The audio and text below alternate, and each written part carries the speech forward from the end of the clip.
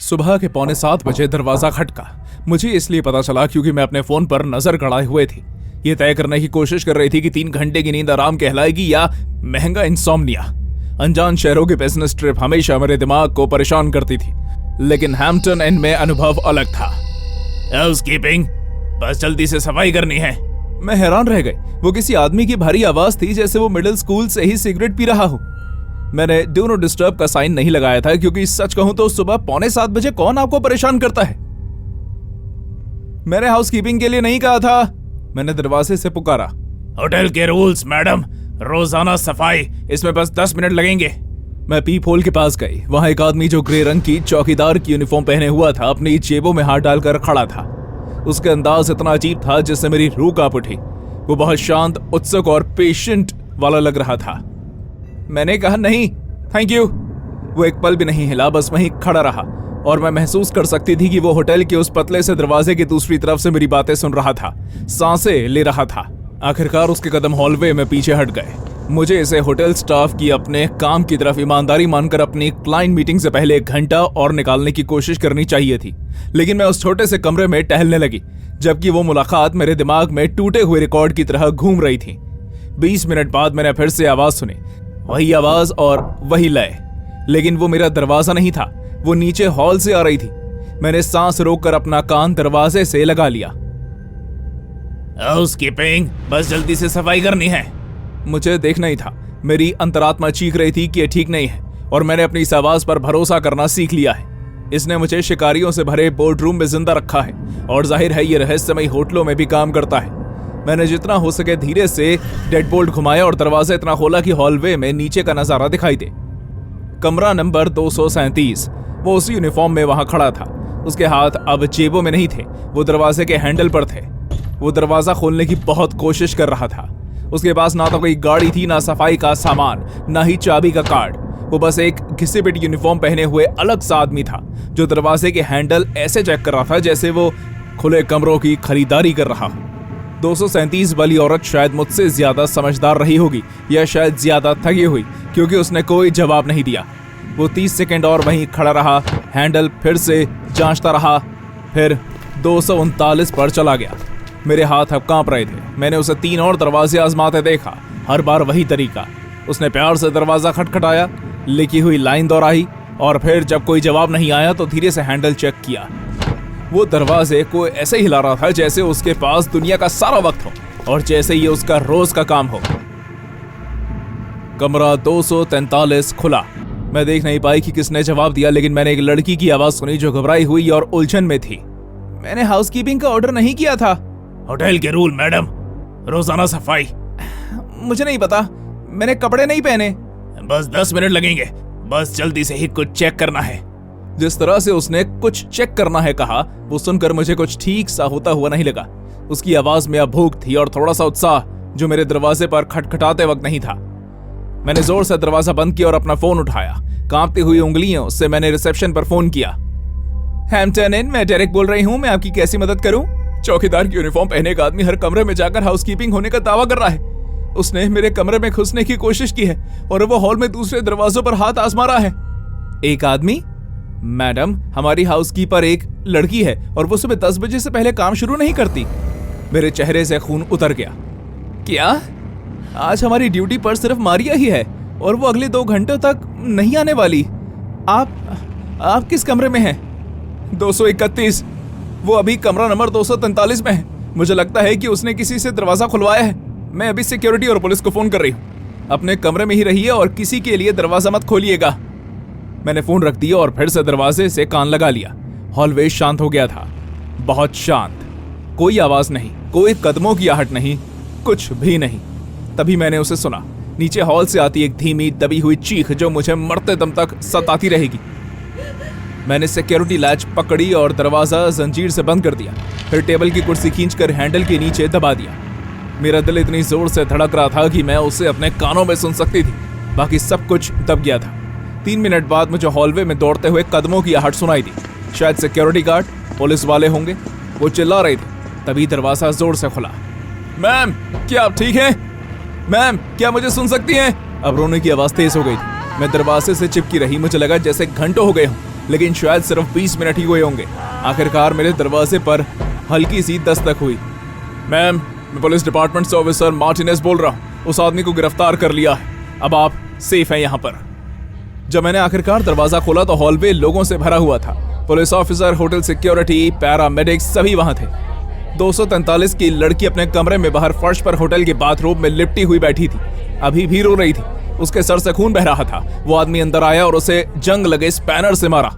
अगर police time पर नहीं पहुंचती तो वो उस महिला के साथ और भी बुरा करता।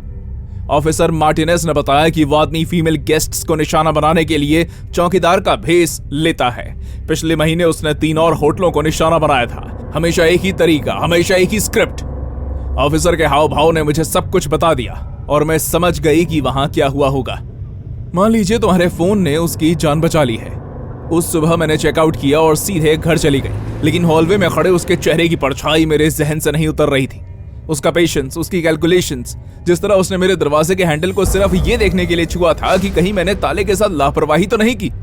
मैं अब भी काम के सिलसिले में ट्रैवल करती हूँ, लेकिन अब मैं हमेशा लिफ्ट के पास वाले कमरे मांगती हूँ। हमेशा पीप होल 2 बार चेक करती हूँ। हाउसकीपिंग की जानकारी हमेशा रिसेप्शन से पहले ले लेती हूँ, भले ही ये बहुत ज्यादा लगे। सनसेट मोटेल लिखा नियॉन साइन टिमटिमा रहा था, जैसे किसी मरते हुए दिल की तरह धड़क रहा हो। मैं अपने खटारा गाड़ी में बैठी उस जगह को देख रही थी जो हर हॉरर फिल्म के सीन जैसी लग रही थी। लेकिन रात के 2 बजे एक सुनसान हाईवे पर, जहां मेरे फोन की बैटरी 3% थी, ये बेकार जगह मेरे लिए एक लौता ऑप्शन था। जब मैंने कैश पेमेंट की तो डेस्क क्लर्क ने मुश्किल से सर उठाकर ऊपर देखा। उसकी आंखें लाल थी और उससे बासी सिगरेट जैसी बदबू आ रही थी। कमरा बिल्कुल वैसा ही था जैसे मैंने सोचा था। गाढ़े रंग का कालीन जो मेरे पैरों के नीचे फिसल रहा था, एक चादर जो शायद सालों से नहीं धुली थी, और दीवारें इतनी पतली कि मैं आसपास के कमरों से हर हलचल सुन सकती थी। लेकिन मैं थक चुकी थी। बिस्तर पर कुछ घंटे काम चलाना था जब तक कि सुबह का टो ट्रक ना आ जाए। मैंने अभी अभी अपने जूते उतार ही थे कि किसी ने मेरे दरवाजे पर खटखटाया, जैसे कि वो किसी बहुत बड़े खतरे में हो।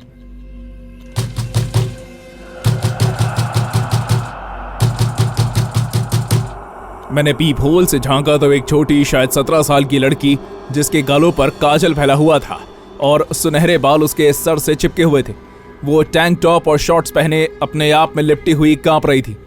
जब उसने दरवाजे की तरफ देखा तो उसकी आंखें घबराहट से बड़ी हो गई थी। प्लीज, क्या मैं आपका फोन इस्तेमाल कर सकती हूँ? मेरा बॉयफ्रेंड, उसने मुझे अभी अभी छोड़ दिया है और मेरा सामान लेकर भाग गया है। मुझे अपनी दोस्त को फोन करना है। मेरा दिमाग ने मुझे फौरन ना कह दिया, लेकिन उसे पीप होल से देखकर कि वो कितनी छोटी है, कितनी डरी हुई है, मैं उसे ऐसे ही नहीं छोड़ सकती थी। मैंने उससे बात करने के बारे में सोचा। मैंने दरवाजा खोला। चेन अभी भी लगी हुई थी। क्या तुम ठीक हो? प्लीज, मुझे बस एक फोन करना है।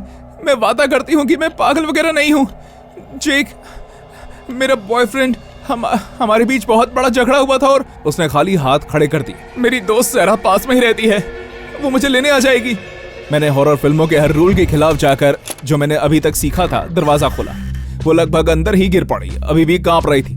पास से देखने पर मैं देख सकती थी कि वो मेरे अंदाजे से भी ज्यादा छोटी थी। उसके लेफ्ट गाल पर एक छोटा सा खरोंच का निशान बना रखा था। आपका बहुत बहुत शुक्रिया। उसने कांपते हाथों से मेरा फोन ले लिया। वैसे मेरा नाम मेगन है, मुझे इस बात का बहुत दुख है। उसने जल्दी से डायल किया, मानो उसे नंबर याद हो। घंटी बजते ही उसने कमरे में इधर उधर देखा। उसकी नजर मेरे सामान पर ज्यादा देर तक टिकी रही। सैरा? हाँ, मैं उस मोटेल में हूँ, हाईवे 76 पर, सनसेट 1 ऑफ, कमरा 237। हाँ, एक लड़की, नहीं वो अच्छी है, सच में बहुत अच्छी, गोरी, शायद 20 के आसपास, अकेले सफर कर रही है। मेरा खून जम गया। अगर आपकी कोई दोस्त आपको लेने आ रही हो तो आप ऐसा नहीं कहेंगे। किसी के बारे में ये सब नहीं बताने वाले। वो नहीं कर सकती, मैंने उसकी कार बाहर देखी, वो खराब हो गई है। मेगन की नजर मेरी नजरों से मिली और मैंने वहां कुछ ऐसा देखा जिससे मेरी रूह कांप उठी। अब वो डरी हुई नहीं थी, वो हिसाब लगा रही थी। मैंने अपना फोन लेने के लिए हाथ आगे बढ़ाया, लेकिन वो पीछे हट गई, उसे अभी भी पकड़े हुए। 10 मिनट? बिल्कुल सही। सारा की बात पर उसने सर हिलाया। मैं धीरे से पीछे हट गई, अपनी घबराहट जाहिर ना करने की कोशिश करते हुए। मुझे लगता है अब तुम्हें यहाँ से जाना चाहिए। मेगन मुस्कुराई, और ये अब तक की उसकी सबसे डरावनी चीज थी जो मैंने देखी थी। ऊपर से देखने में प्यारी और मासूम, लेकिन उसकी आंखें शैतानी से भरी हुई थी। तुम्हें पता है तुम्हारे जैसे लोगों में क्या अजीब होता है? उसने मेरा फोन पकड़ते हुए कहा। तुम अच्छे बनने के लिए कितने बेताब रहते हो, मदद करने के लिए, इससे ये सब बहुत आसान हो जाता है। वो खिड़की के पास गई और पार्किंग की तरफ देखने लगी। सारा अपने दोस्तों को ला रही है, वो तुमसे मिलने के लिए बहुत एक्साइटेड हैं। मैं दरवाजे की तरफ भागी, लेकिन वो जितनी तेज दिख रही थी उससे कहीं ज्यादा तेज थी। मेगन ने मेरा हाथ पकड़ लिया, नाखून इतने गहरे धंस गए कि खून निकलने लगा। तुम कहाँ जा रही हो? वो लोग जल्द ही यहाँ आ जाएंगे। तुम बदतमीजी तो नहीं करना चाहोगी ना? मैं झटके से छूटी और ताला खोलते हुए दरवाजे तक पहुंची। मेरे हाथ इतने कांप रहे थे कि मैं उन्हें मुश्किल से खोल पा रही थी। मैंने अपने पीछे स्लाइडिंग कांच का दरवाजा खुलने की आवाज सुनी। ठीक समय पर आए हो, मेगन खिलखिलाकर हंसी। बालकनी में भारी कदमों की आवाज गूंजी। कुछ आदमियों की आवाजें थी, धीमी और भयानक। मैंने आखिरकार दरवाजा खोला और मदद के लिए चिल्लाते हुए हॉल में भागी। मोटेल में सन्नाटा और हर जगह अंधेरा था, लेकिन सब गए कहाँ थे? डेस्क क्लर्क कहाँ पर था?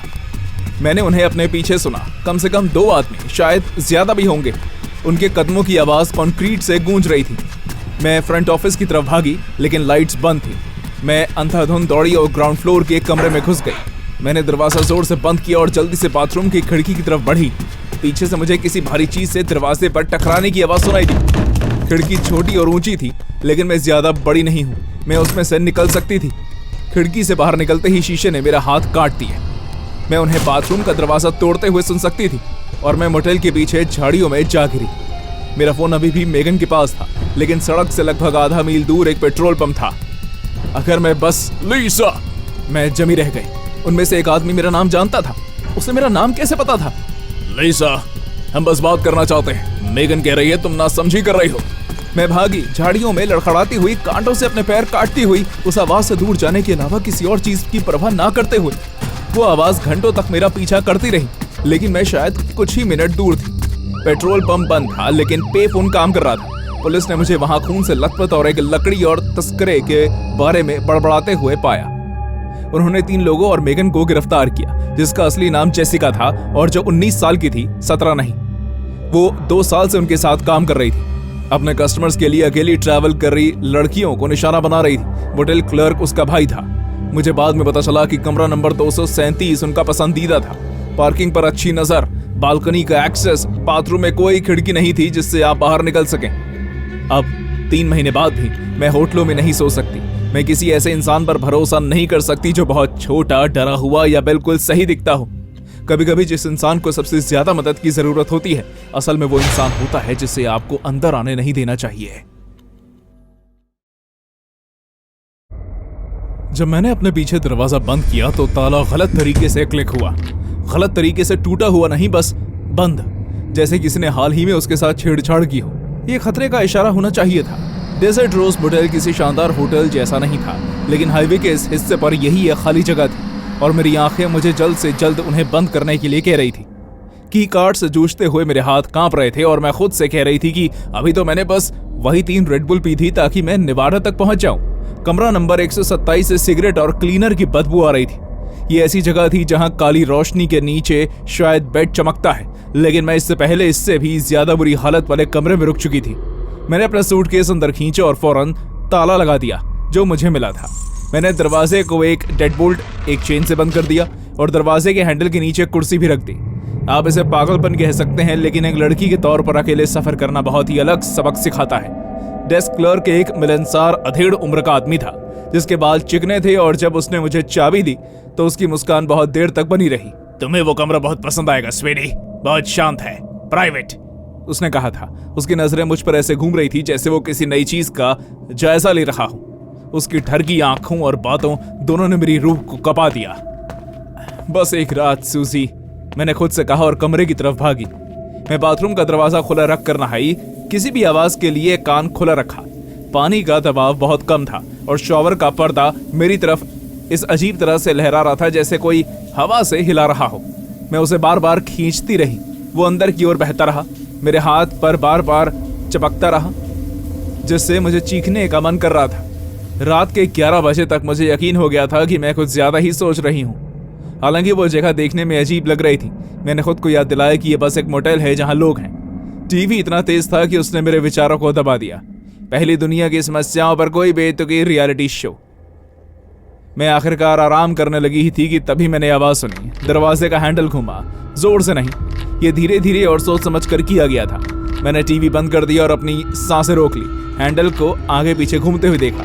डेडबोल्ट तो लगा रहा, लेकिन मेटल की वो हल्की खरोचने जैसी आवाज जारी रही। कोई ताले पर काम कर रहा था। मैंने फौरन अपना फोन उठाया, लेकिन मेरे हाथ इतने कांप रहे थे कि मैं उसे खोल ही नहीं पा रही थी। अचानक आवाज बंद हो गई। मेरे कानों में खून की तेज आवाज के अलावा सब कुछ एकदम शांत हो गया। शायद मैंने उसकी कल्पना की थी। हो सकता है कि कोई और कंफ्यूज इंसान हो। तभी मुझे फिर से चेन की खड़खड़ाहट सुनाई दी। दरवाजा चरमराकर बस थोड़ा सा लगभग 2 इंच खुला, लेकिन चेन उस जगह पर कसकर खींची हुई थी। मैं उस छोटी सी जगह से हॉलवे का एक हिस्सा, बदसूरत नारंगी कारपेट और टिमटिमाती फ्लोरोसेंट रोशनी देख सकती थी, और मैं उस साए की आंखें भी देख सकती थी जो अंदर का नजारा बेहतर ढंग से देखने के लिए आगे पीछे हो रहा था। उसने एक गहरी सांस ली, जैसे उस नजारे को देखकर उसे राहत मिली हो। तभी मेरे मुंह से एक जोरदार, कान फाड़ देने वाली चीख निकली और शायद आधे मोटेल में लोग जग गए। दरवाजा इतनी तेजी से बंद हुआ कि मुझे चौखट हिलती हुई सुनाई दी। मैंने 911 पर कॉल किया, लेकिन मेरी आवाज लड़खड़ाती रही। ऑपरेटर बार बार मुझे दोहराने के लिए कह रहा था क्योंकि मैं शब्दों को ठीक से बोल नहीं पा रही थी। कोई मेरे कमरे में था। नहीं, मेरे कमरे में नहीं, अंदर घुसने की कोशिश कर रहा था। उसके पास चाबी थी, उसने दरवाजा खोला था। 20 मिनट बाद पुलिस वाले आ गए। उन्होंने मेरा बयान लिया, ताले चेक किए और टॉर्च लेकर बिल्डिंग के बाहर घूमे। सब कुछ आम लग रहा था। डेस्क क्लर्क, जो अब एक अलग आदमी था, जोर देकर कह रहा था कि सिर्फ हाउसकीपिंग और मेंटेनेंस के पास ही मास्टर चाबियां होती हैं, और उन दोनों की दिन की शिफ्ट थी। पर ऐसे कैसे हो सकता है? शायद कोई अपने कमरे के नंबर को लेकर कंफ्यूजन में था, एक पुलिस वाले ने कहा। कुछ ड्रिंक्स पी ली होंगी मैडम, आप जानती है ना। लेकिन मुझे पता था कि मैंने क्या सुना और देखा था। जो भी था वो किसी मकसद से वहां आया था और वो वापस आ सकता था। ये विचार ही मुझे पूरी रात जगाने के लिए काफी था। अगली सुबह मैंने रिकॉर्ड टाइम में अपना सामान पैक कर लिया। मैं डेजर्ट रोज से जितना हो सके दूर चले जाना चाहती थी। जब मैं चेकआउट करने के लिए रिसेप्शन पर पहुंची तो वो अधेड़ उम्र का क्लर्क वापस आ गया था। मुझे देखकर वो घबराया हुआ लग रहा था। उसकी नजरें बार बार पीछे के ऑफिस की ओर घूम रही थी। आपके स्टे में सब कुछ ठीक रहा ना? उसने एक घुटन भरी सांस ली। कल रात किसने कमरे में घुसने की कोशिश की? ये नामुमकिन है। हमारे यहाँ सेफ्टी के बहुत कड़े रूल्स हैं। पुलिस ने कहा कि सिर्फ हाउसकीपिंग और मेंटेनेंस के पास ही मास्टर चाबियां होती हैं। बिल्कुल ठीक है, हाँ सही कहा। लेकिन उसकी आंखें फिर से वही कह रही थी, मानो भागने का रास्ता ढूंढ रही हूँ। तभी मेरी नजर उसकी बेल्ट से लटकी चाबी की रिंग पर पड़ी। एक डेस्क क्लर्क के पास इतनी सारी चाबियां, और उनमें से एक बाकियों से अलग दिख रही थी। नई लग रही थी, ज्यादा चमकदार। तुम्हारा मेंटेनेंस वाला कहाँ है? मैंने पूछा। वो यहाँ पर बाद में आता है। उसका नाम क्या है? क्लर्क का मुंह मछली की तरह खुलता और बंद होता रहा। मुझे नहीं लगता कि मुझे। मैंने अपनी अंदर की आवाज पर भरोसा किया और फिर से पुलिस को फोन किया। पता चला कि डेस्क क्लर्क एडी टोरिनो महीनों से अपनी मास्टर चाबियां खुद बना रहा था। कुछ चुराने या किसी को चोट पहुंचाने के लिए नहीं, बस लड़कियों को सोते हुए देखने के लिए। वो उन कमरों में घुस जाता जहां अकेली लड़कियां रहती थी। दरवाजे पर खड़ा होकर घंटे उन्हें देखता रहता। कभी कभी वो अपने फोन से तस्वीरें लेता या बस वहीं खड़ा होकर सांस लेता। पिछले 3 महीनों में कमरा नंबर 127 में 4 और औरतें रुकी थी। वो सब एक अजीब से एहसास के साथ जाग जाती कि कोई वहां था, लेकिन उसे साबित नहीं कर पाई। उन कंफ्यूज लड़कियों ने जल्दी ही चेकआउट कर लिया। उन्हें यकीन हो गया था कि वो अपना दिमाग खो रही हैं। मुझे सच्चाई सिर्फ इसलिए पता चली क्योंकि मैं जाग रही थी और चीखी थी। वो सिर्फ इसलिए पकड़ा गया क्योंकि मैंने शोर मचा लिया था। एडी अब जेल में है, लेकिन मैं होटलों में नहीं सो पाती। जब भी मैं दरवाजे के हैंडल की आवाज सुनती हूँ या किसी मेंटेनेंस यूनिफॉर्म को देखती हूँ, मैं वापस उसी कमरे में पहुंच जाती हूँ। उस दरवाजे को इंच इंच खुलते हुए देखती हूँ। सबसे बुरी बात यह नहीं कि वो वहां था, सबसे बुरी बात यह है कि वो और कहां हो सकता था, क्योंकि उसके कई चेहरे हो सकते हैं और कभी कभी वो जाने पहचाने लगते हैं।